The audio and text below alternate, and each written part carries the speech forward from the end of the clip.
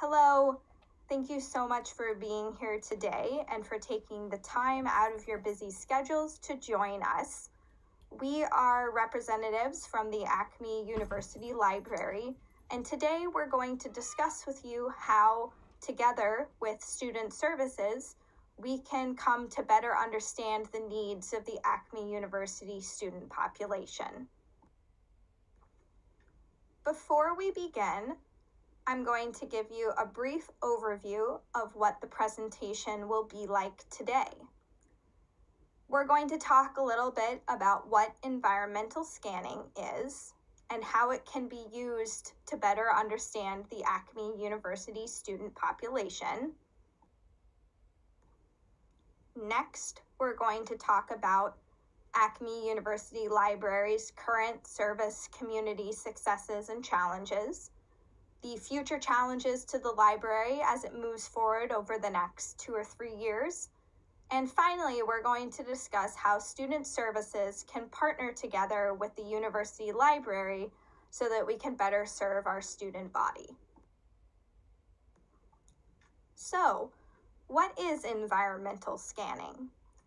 According to Albright, environmental scanning is the internal communication of external information about issues that may potentially influence an organization's decision-making. As a tool, environmental scanning allows organizations to accumulate data to make their decision-making process more inclusive of the wider community. The process of looking around at the larger picture can allow the library to identify emerging issues, situations, and potential difficulties that may affect its future. In order to be competitive and maintain usefulness, a library needs to be aware of what is going on both within the library and outside of it. Environmental scanning is not specifically scientific.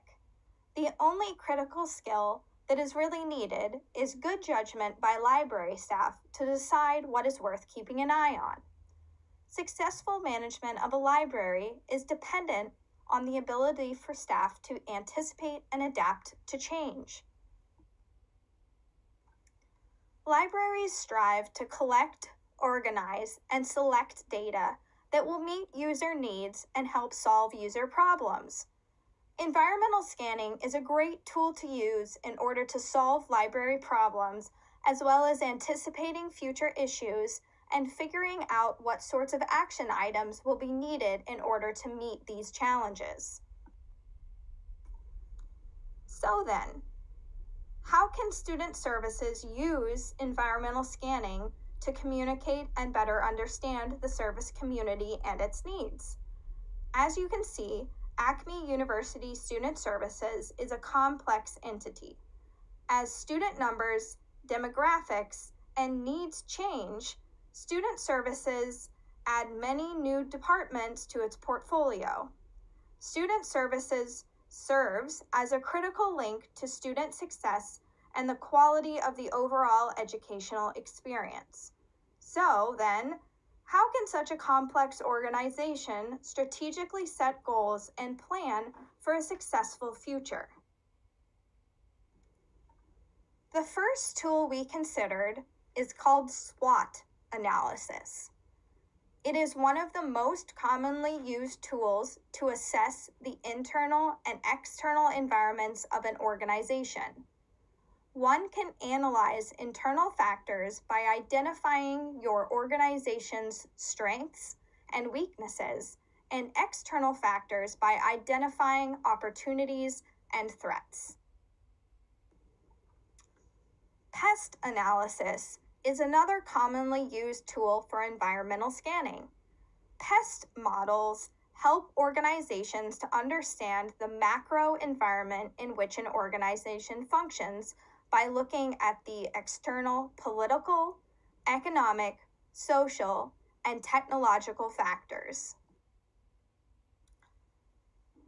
In our environmental scanning, we discovered that both SWOT and pest analysis models have their advantages and disadvantages.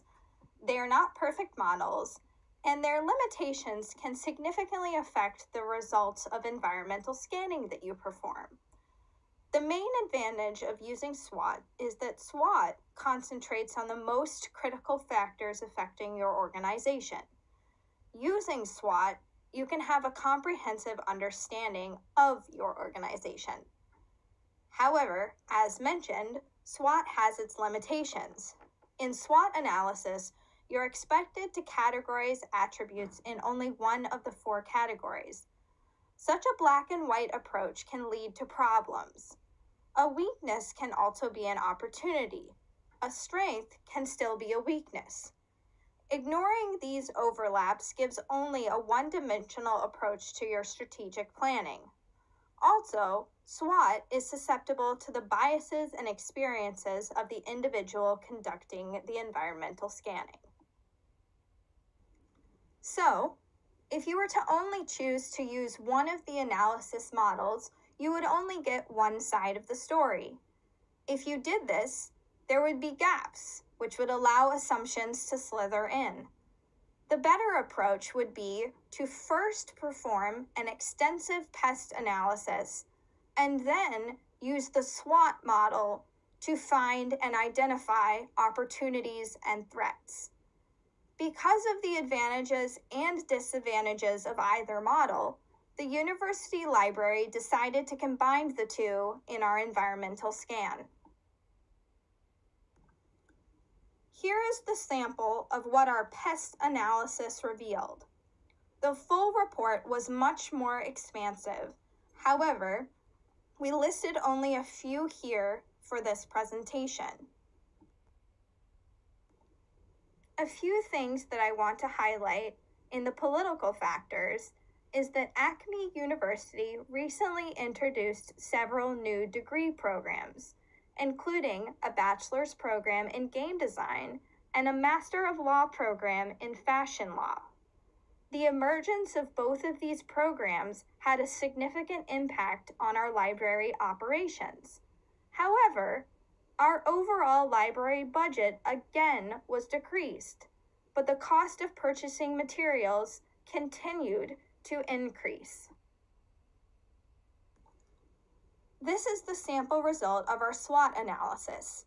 In conducting SWOT, instead of just diving into analyzing the strengths, weaknesses, opportunities, and threats, we first wanted to establish a consistent scheme.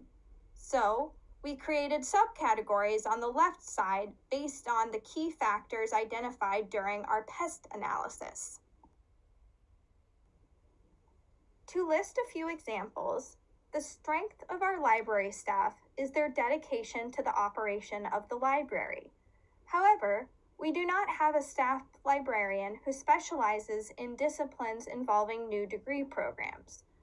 Regarding economic factors, we have achieved short-term fiscal stability, but we also found that we don't have enough budget to purchase materials to support new programs. After analyzing our strengths and weaknesses, we then identified opportunities and threats to the library. We found that one of the threats posed to the new patron population is that our libraries do not have enough computers to support their technology needs. We saw an opportunity there to reallocate computers to support new students.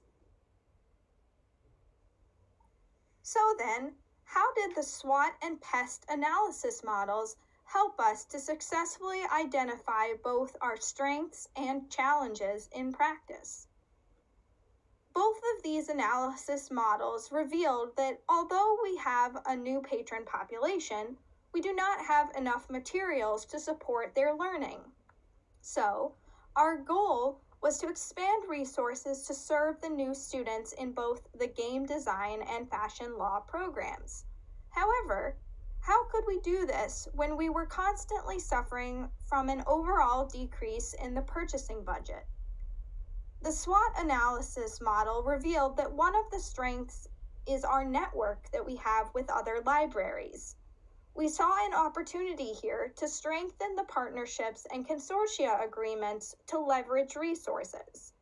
As a result, we are now participating in the collective collection management of various print materials and collaborations which enable us to improve access to materials that weren't part of our library collection before, despite the overall climate of shrinking budgets. Similarly, our current challenge is to address the technology needs of our new patron population. The students from the game design program require more access to computers in our labs. However, we do not have enough budget to invest in infrastructure any further. Our SWOT analysis identified that one of our weaknesses was underutilized spaces in the library, and we discovered that the computer lab in the medical library is highly underutilized by medical students. Thus, we are currently planning to dedicate a few computers in the medical library for certain hours so that our game design students can borrow the facility. Using SWOT and pest analysis to understand current challenges has also uncovered some pervasive challenges that cannot be addressed with singular responses alone. These challenges will remain present as we continue to develop and refine our program, and they will need to be regularly addressed to ensure the library is providing service with excellence. Appropriately allocating space for both collections and services will be a constant concern until all collections are digitized and the library space can be used primarily for services. According to a survey recently conducted by the Society of College, National, and University Libraries, academic libraries do not anticipate that this is likely to happen soon. In the meantime, we are responsible for continuing to expand our services to address patron needs while maintaining our physical collections to current standards. This may require creative solutions, such as outsourcing programming to other parts of the campus and creating a new digital collection task force that can devote more time to the lengthy process of digitizing physical resources. Additionally, data shows that library resources are underutilized by an ever-growing population of part-time and online students. These students have much less contact with the physical library and are not responsible for the same information literacy training that full-time, on-campus students are required to do. Constant attention is needed to ensure that these students obtain the same literacy training and view the library as the first step of inquiry for research, rather than competitors such as Google Scholar. To address this issue, the library marketing team will work to create new outreach initiatives that engage these populations specifically. Regardless of the challenges demonstrated by our analyses and the rapidly changing needs of our patrons, librarians at Acme University and abroad remain excited about prospects for the future.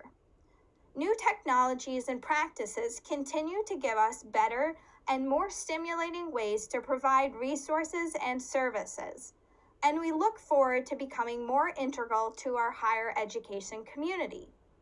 Beginning with this presentation, Acme University Library proposes a partnership with the Student Services Department that will focus on both developing new services and enhancing pre-existing ones. While this is as yet uncharted territory for both of our departments, neither are standalone institutions that exist independently from the world around them.